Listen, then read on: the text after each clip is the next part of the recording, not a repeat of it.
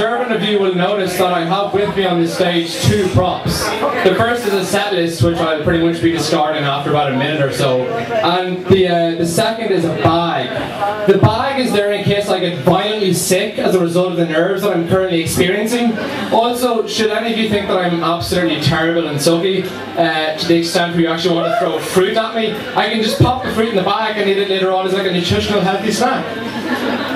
But I should point out actually before I get into the material that this should technically be termed as a tribute act, as most of this material, sorry, all of this material is not my own. None of these are my jokes, so if any of you are sitting down there going, hey wait a minute, that's not his joke, Dara O'Brien said that earlier on, you should know that that is sort of the fucking point.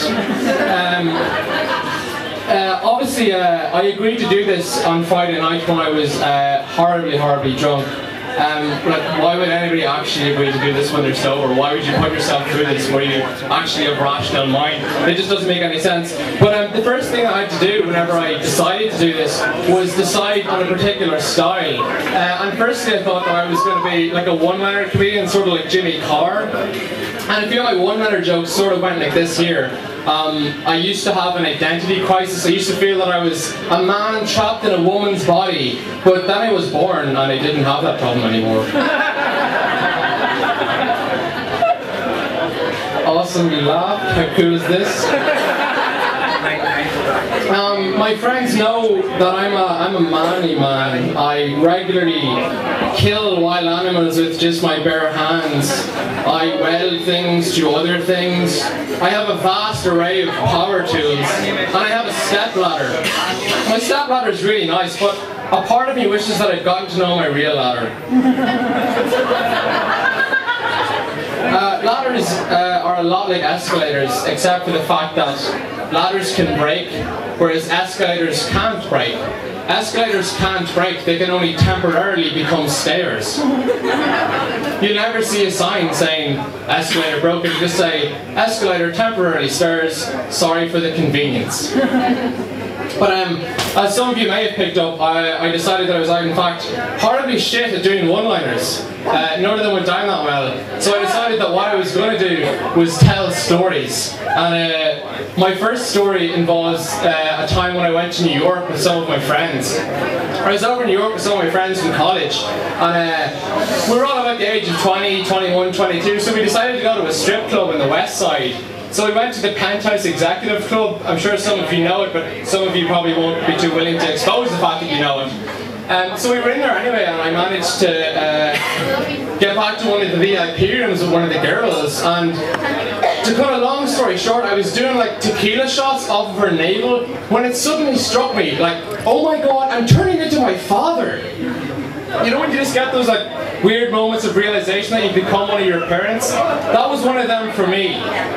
But I remember as a kid I used to think that my father was Superman, but then as I got older I realized that he was just a regular guy like any other person, except that he wore a cape, obviously.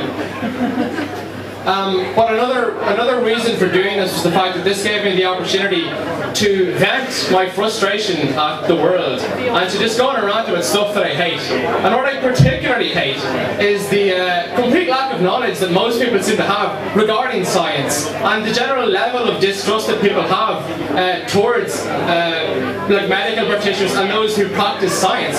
For example, there was recently a survey done by Bupa Ireland which outlined that there was like a startlingly high number of people willing to remove their own teeth. And RTE actually got like an orthodontist on like the RTE News and interviewed him like, this is terrible, people are removing their own teeth, what do you have to say? And he said, oh well, you know, there really should be systems in place to counteract this kind of behaviour. But really what he should have said was, those people are fucking idiots, who the hell would remove their own teeth? I'm an orthodontist and I don't even remove my own fucking teeth. But the problem is that there's this idea in society that everyone's people is equally valid. So you had this orthodontist there arguing against this other like douchebag who basically removed his own teeth using a door and a piece of string. Like, the fact is, everyone's opinion isn't equally valid. I'm sick and tired of seeing people, douchebags, arguing with like experienced medical practitioners. And it seems to be only in the area of medicine that this happens. All too often you're going to see doctors there who can draw on like their life experience, who can draw on medical research, who can draw on like, you know, the experience experiences they've had over their lives, arguing with like some homeopathy crazed voodoo black magic doing like voodoo preaching joker, and it just doesn't make any sense. But as I touched on there, homeopathy is a particular sore point of mine. I hate homeopathy. For those of you that don't know, homeopathy basically involves getting better by drinking water.